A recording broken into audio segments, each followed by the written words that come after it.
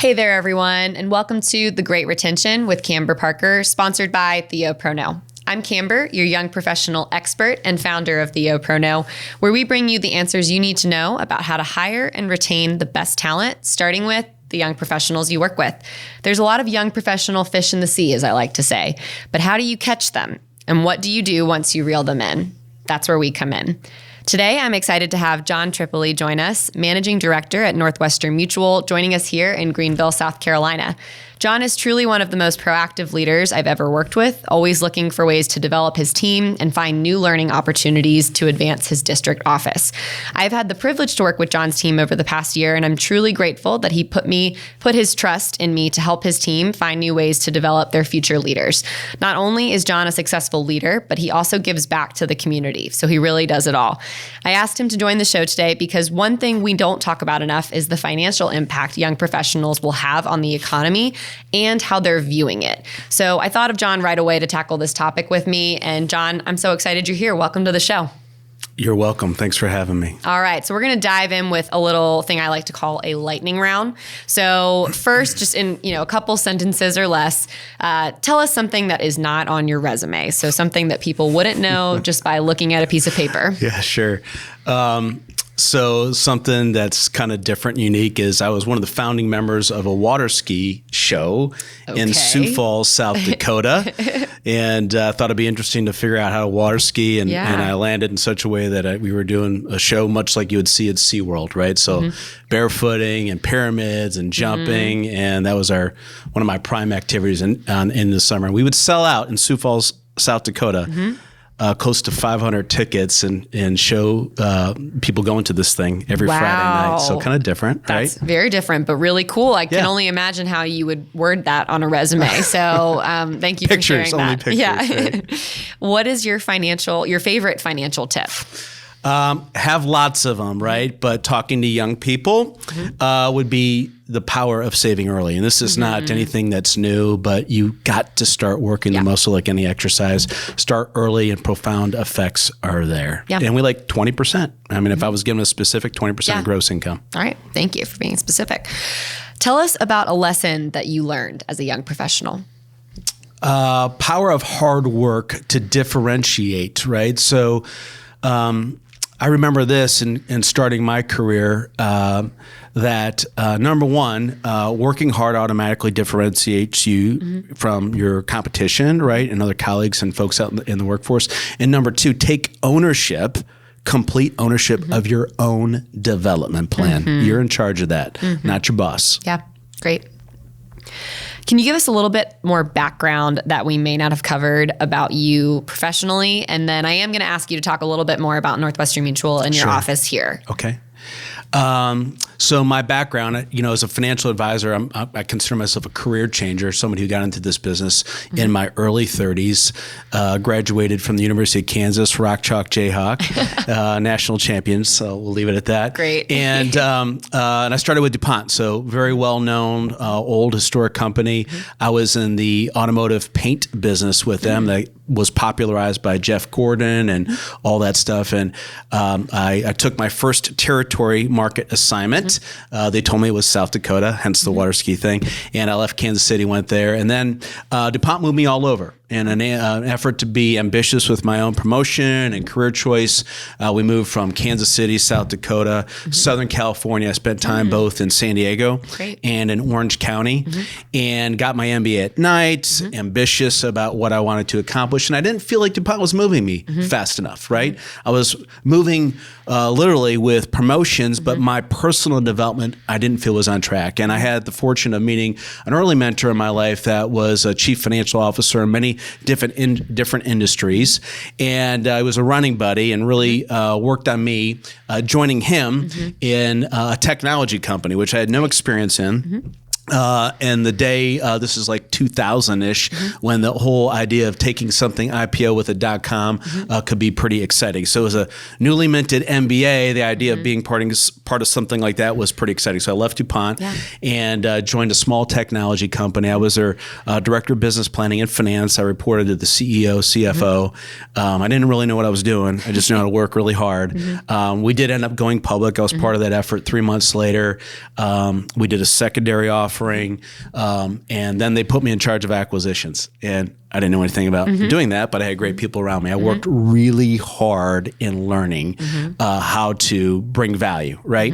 IPO bubble, crash with the NASDAQ, the Twin Towers, unfortunately, got crushed. That whole segment went through a massive transition. And frankly, I could give a lick about technology. I love business, did not care about Bluetooth, RJ45, all that stuff. So I really got to a place where I said, I need to do some self-discovery about what I want to do, right? And I think this happens today with the younger generation much earlier. They're thinking about these destiny or life design questions really in school or at a much earlier age than my generation did, just wanting to get into the workforce, right?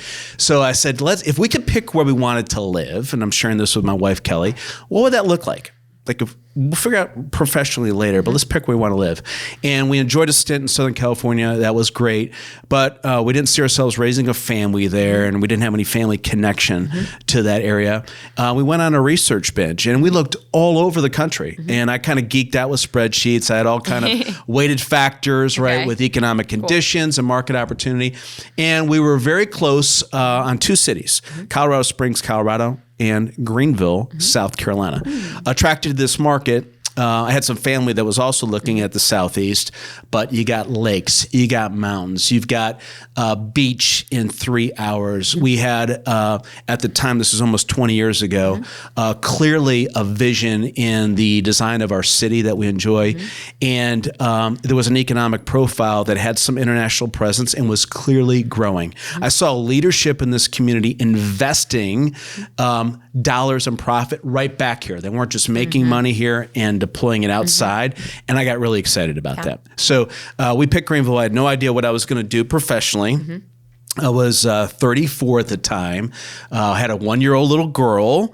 And took us a while to have children, so we were blessed with a little miracle. And my wife wanted the privilege and opportunity to be able to stay at home. That was going to be her jam, so that was something she was excited about. So we did this. Hired a coach. I'm a big believer in development. We own that, as I just mentioned. And I tested as an entrepreneur. I want to help people. I have an aptitude for money. And this coach pushed me to look at the financial services world. And I had no interest in exploring that. Zero. I was actually turned off by the concept of doing that work. But he quickly reminded me that I was paying him and that I needed to have an open mind. And I said, yes, sir. And I interviewed with multiple individuals and firms. It led me ultimately to Northwestern Mutual and a choice.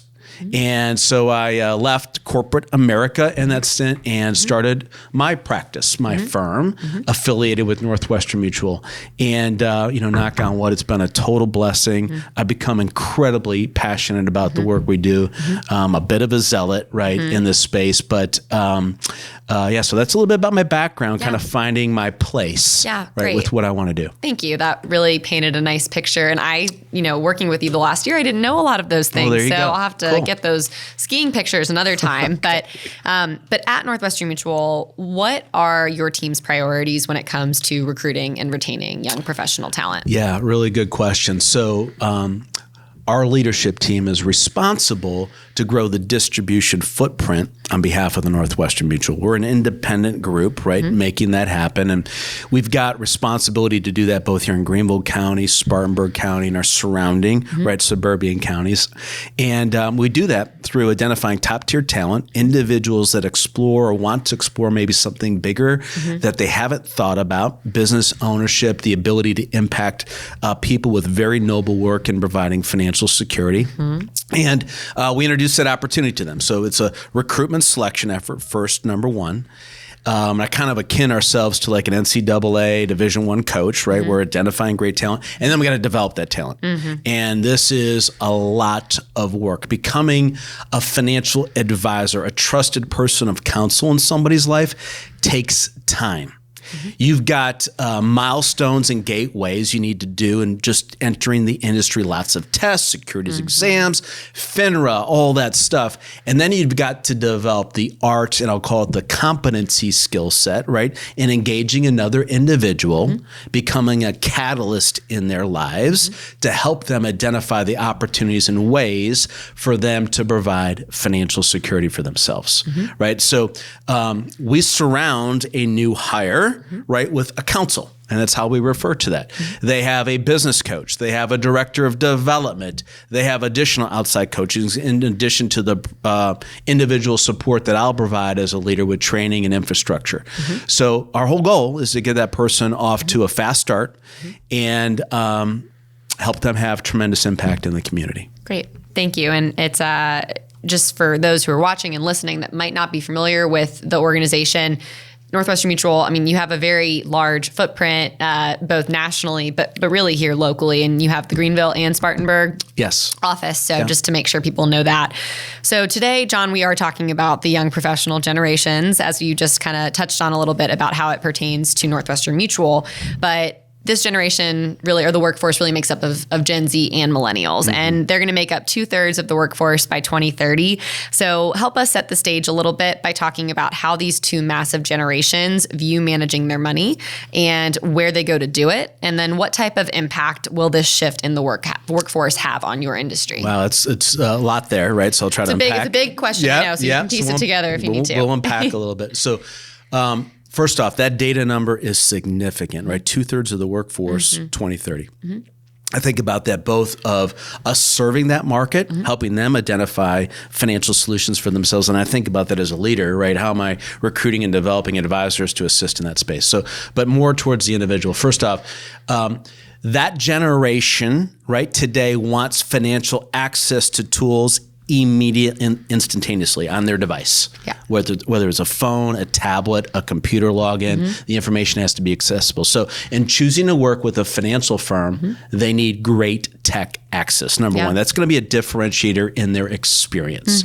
Number two, they're learning that there's a lot of complexity around financial advice. Number one, because you're not going to get it you shouldn't get it from a celebrity movie star or whatever that's been, selling Bitcoin or advertising Bitcoin. We have a lot of things out there and what I'll call misinformation or poor information is a better way to say it, that we've got to be able to differentiate. So they need help and they are seeking help. This generation also really wants to be referred. Okay. They are looking for an inside track to a financial advisor or in a firm that will help them sort that out. And what we've learned is that in working with the generation, number one, when they become a client, if their experience is very positive, they will refer many other people. Okay. And they'll use channels like social media. They'll use testimonials. They'll use reference points, text messaging to share that context. So, when I think about them managing their own money, they want tech. They want great counsel, right? And they want an experience, right, that builds trust and rapport and demonstrates a skill set. Yeah, great. And I think a lot of times, to your point about this wanting to be referred, sometimes, and just from my own experience working with you guys, the young professionals that are clients sometimes become employees, correct? Yeah, because they buy into the culture and that's that experience. Right. Yeah. That is a significant channel of our growth, right? So folks are having a great experience with Northwestern Mutual. They're identifying with a planning process for us, which is comprehensive, right? So it should never be just an individual financial transaction. It should be a transaction based on a plan. And as our lives develop, our needs develop, those planning elements get enhanced. So people experience that. And they go, man, I see how much impact this advisor, right, has made on my own life. And I'm feeling career capped maybe, or I'm a little frustrated in my impact. And, I see an advisor having set schedule, an autonomy of their calendar, delivering significance in their community. Maybe I would like to experience that. And I think I've got the skill set. And we certainly love that opportunity to help somebody explore that. Yeah, great. now let's talk about the numbers, right? So we're moving away from what young professionals are looking for and how to manage their money, but what kind of economic impact do you believe young professionals currently have in our community and beyond? And what kind of future impact do you think they're going to have? So a workforce that's going to make up 2030, if you make an analogy to a transfer of wealth right now that's happening from the baby boomer generation to a younger generation today, and you flip that coin and you go, well, let's talk about the earning potential, the income potential of this younger generation in 2030. The numbers are massive. I can't quantify it, right? It's okay. It's so significant. But what I will tell you, think about that.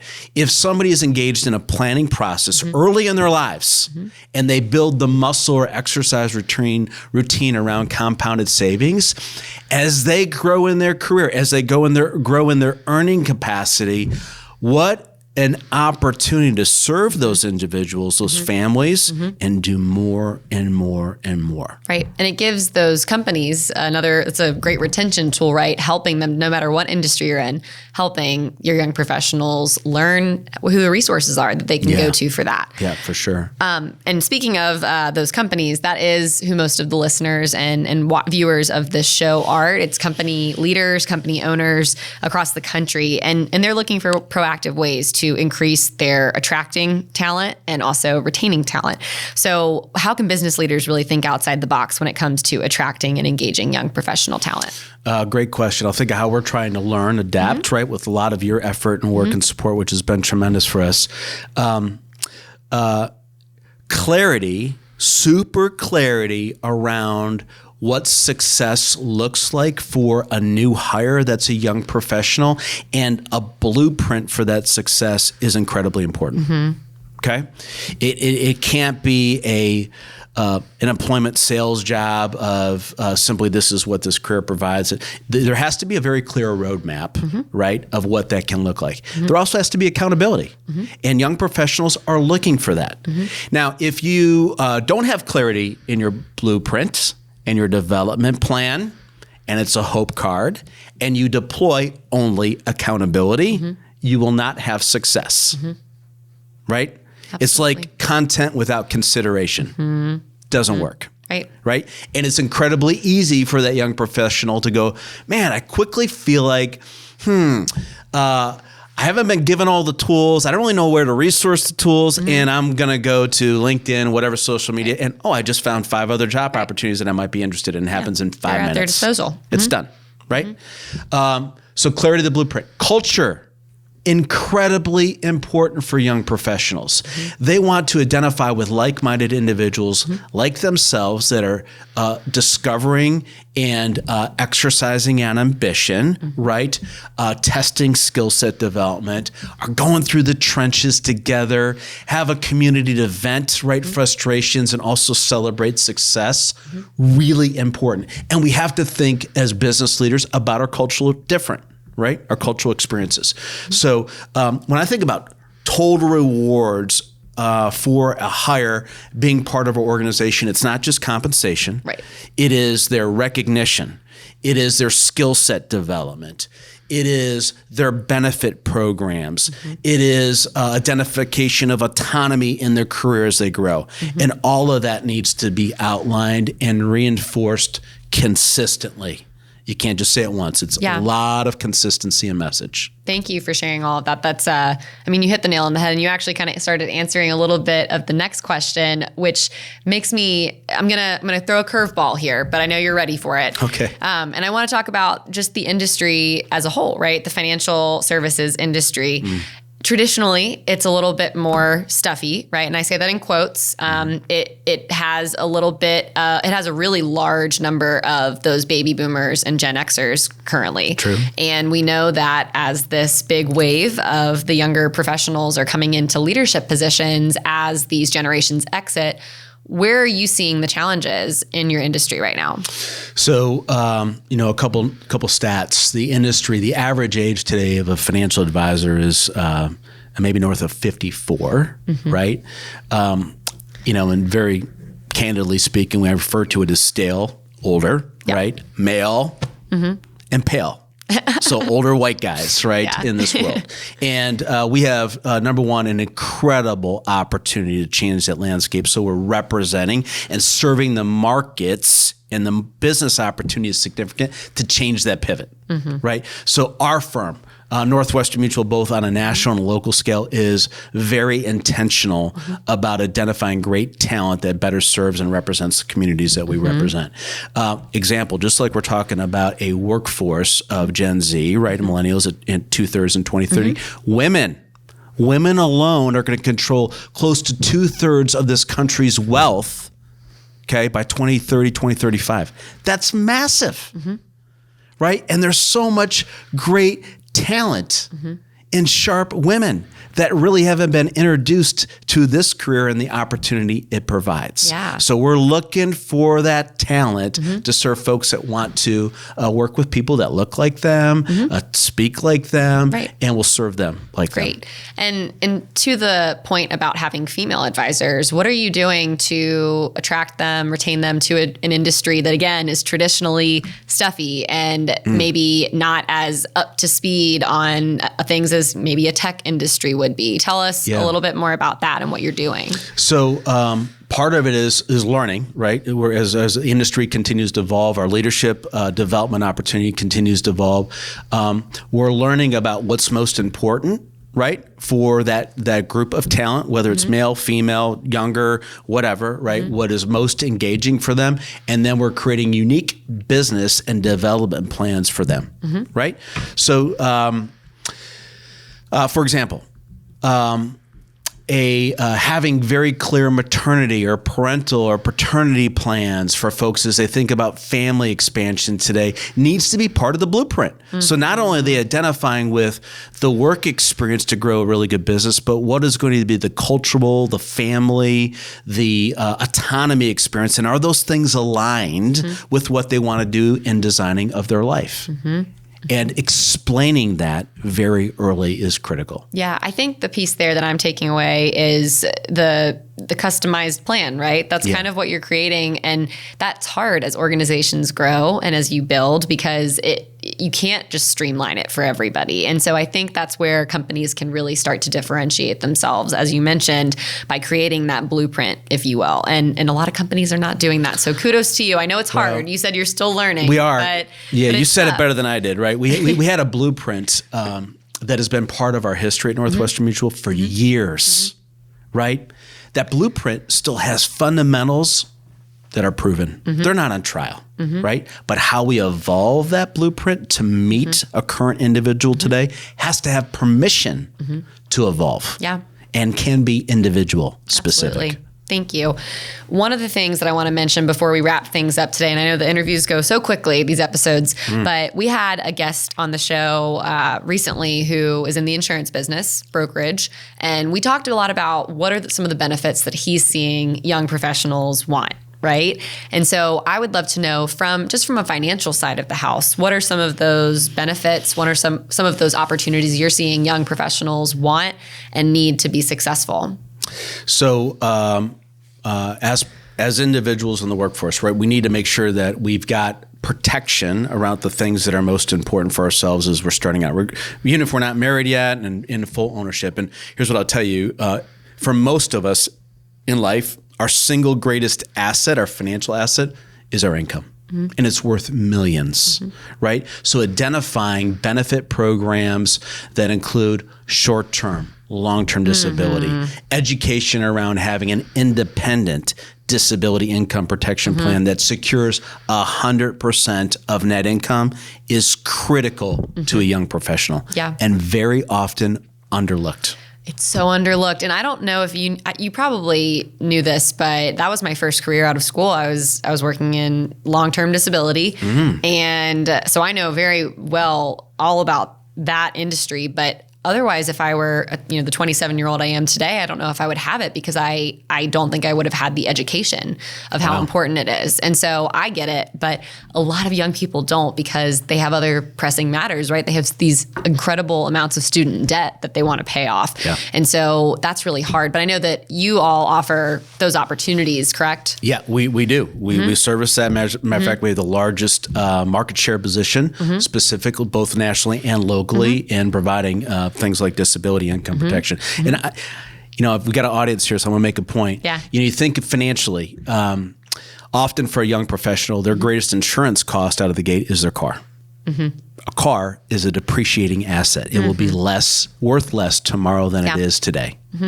The most significant appreciating asset is the income, the earning power. To overlook that is a total mistake, and this is not expensive stuff. It really isn't. Thank you. I think that's really important for the audience. So I'm glad you mentioned that. John, we've had a really great conversation today. We've talked about a lot. The kind of words that I've mentioned are learning, evolve, development. Those are three things that I think you've mentioned a lot, aside from Blueprint, which that was one of the first things we ever said when we met together. Yes. So I'm glad you mentioned it so many times today. But anything else that you want to share that you think is important for our audience today before we wrap things up?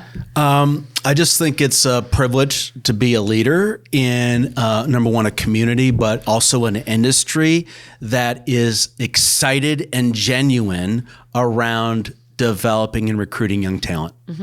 I love it, love it, love it.